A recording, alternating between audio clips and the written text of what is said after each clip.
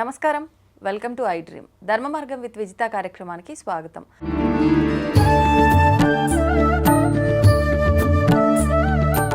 నమస్కారం గురువు. నమస్కారం మా విజిత.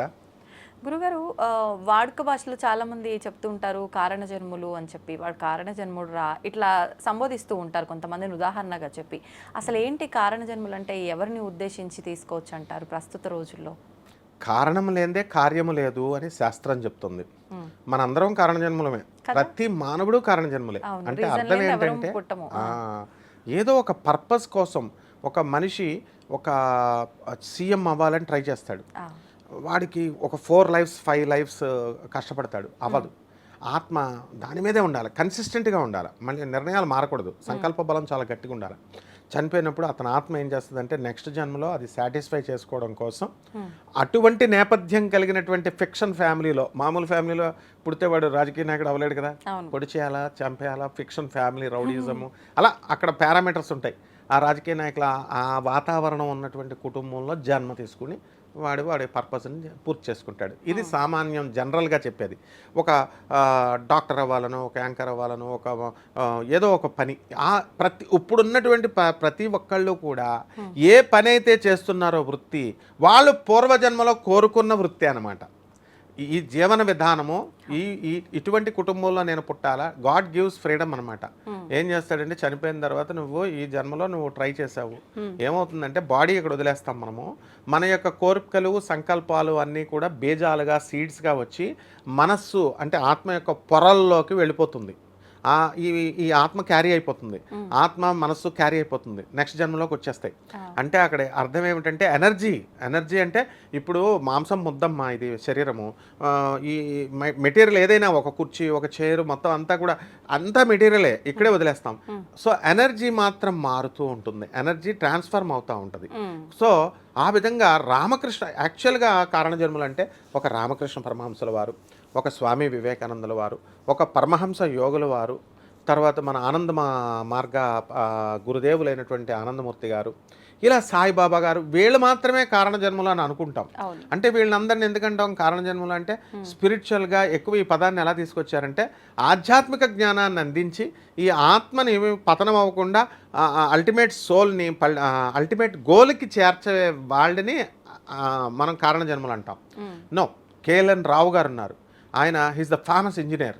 ఆయన మోక్షగుండం విశ్వేశ్వరయ్య గారు, ఆయన కూడా కారణజన్మలే. ఆయన వైజాగ్ సముద్రంలో ఏమవుతున్నాయంటే షిప్పులు వెళ్ళి మాయమైపోతుంటే ఏమిటి మాయమైపోతున్నాయి అని చెప్పేసి వెళ్ళిన ప్రతి షిప్పు మాయమైపోతుంది. అందరూ అమెరికా నుంచి కూడా అందరూ కూడా అక్కడ గ్రహాంతర వాసులు వచ్చారు, అక్కడ మన షిప్పుల్ని మాయం చేసేస్తున్నారు, ఇలా న్యూస్ పేపర్లో అప్పుడు మీడియాలో వచ్చింది.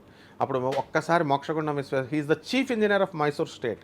ఆయన తీసుకెళ్లేసరికి ఆయన జస్ట్ ఆ రేవు దగ్గరికి వెళ్తాడు, వెళ్ళి ఏం చేస్తాడు, జస్ట్ ఒక్క లుక్తో చూసి ఈ యొక్క షిప్ని బోర్లించి ఒక షిప్ని పెట్టేయమన్నాడు అక్కడ సముద్రంలో. అలాగా 2-3 షిప్పులను అక్కడ పెట్టేసరికి ఆ తర్వాత మామూలు అయిపోయింది. అంటే ఏంటి, ఆయన కారణజన్ముడు. అక్కడ ఏంటంటే అక్కడ ఒక ఇది లాగేస్తుంది అనమాట, ఒక సునామీ లాగా. నెక్స్ట్ రెండవది ఆయన ఒక ప్రాజెక్ట్ ఇచ్చారు బ్రిటిష్ వాళ్ళు, కట్టేశాడు. బ్రిడ్జ్ కట్టేసిన తర్వాత హెలికాప్టర్ వ్యూ లాస్ట్లో అంతా కట్టేసిన తర్వాత చూస్తే పైనుంచి భారత్ అని ఉందన్నమాట.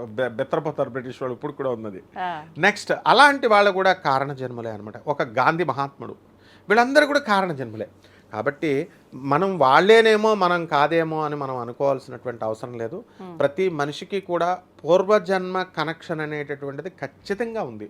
పునరపి జననం పునరపి మరణం పునరపి జఠరే జననీ శయనం. కాబట్టి ఆ యొక్క పూర్వజన్మలో మనం ఏ కోరికలైతే తీర్చుకోలేకపోయామో ఆ కోరికలను తీర్చుకోమని మనకి ఈ జన్మ భగవంతుడు మనల్ని పంపిస్తాడు. ముందు నాయనా ఒక బస్తాతో నువ్వు వచ్చావు, కర్మలు చేసావు, కాబట్టి ఈ బస్తా కర్మలు ఖాళీ చేసుకొని ఖాళీ బస్తాతో రా, నువ్వు ఖాళీ సంచితో రా అని ఒక మానవ జన్మిస్తాడు. 100 బస్తాలు ఒక పాపం ఉన్నటువంటి వాడికి మనిషి అంత బరువు మోయలేడు కదా, అందుకని ఎద్దు జన్మిస్తాడు. ఎద్దుకు వేసినంత లోడ్ మనకి వేస్తే మనిషి చచ్చిపోతాడు. అందువలన హీ నోస్ ద అడ్జస్ట్మెంట్ దేవుడు. కాబట్టి అలా వాళ్ళు ఏం చేస్తారంటే ఈ యొక్క ప్రతి ప్రతి దానికి కూడా there is no reason, cause and effect rule అనమాట ఫిజిక్స్లో, కాజ్ అండ్ ఎఫెక్ట్. అందువలన ప్రతి దానికి కూడా కార్యము అనేటటువంటిది మన కర్తను బట్టే, కర్మను బట్టే ఉంటుంది. కాబట్టి మనం ఏం చేయాలి అని అంటే కారణ జన్మలు అనగానే కేవలము ఈ మహాత్ములేనేమో అనేటటువంటి భ్రమ నుంచి, స్పిరిచువాలిటీ అని అనుకుంటాం. No, in all faculties. ఒక సాధారణ గృహిణి కూడా ఆమె తన ఎనర్జీస్ అందరినీ కూడా ఖర్చు పెట్టేసి, ఒక ఆడ స్త్రీ పాపం తన భర్త కోసం, పిల్లల కోసం మొత్తం అంతా కూడా ఎనర్జీ ఖర్చు పెట్టేసి లాస్ట్కి పాపం లాస్ట్ స్టేజెస్లో ముసలాం అయిపోతుంది. అయిపోయినప్పుడు ఆ కృతజ్ఞత అనేటటువంటిది భర్తకు ఉండాలా, ఈ పిల్లలకు ఉండాలా? ఆవిడ కూడా కారణజన్మరాలే. కాబట్టి ఈ విధంగా ఇదంతటికీ కూడా కారణం పూర్వజన్మ. మనం ఏమనుకుంటామంటే ఒక్కొక్కళ్ళు మనకు అనుకోకుండా మనతో శత్రుత్వం పెట్టుకుంటారు, ఇంకొకళ్ళు ఏం చేస్తారు, మనకు అనుకోకుండా ఫ్రెండ్స్ అవుతారు. So there is a link అనమాట. ఈ పూర్వజన్మకి లింక్ అనేటటువంటిది ఖచ్చితంగా ఉంది.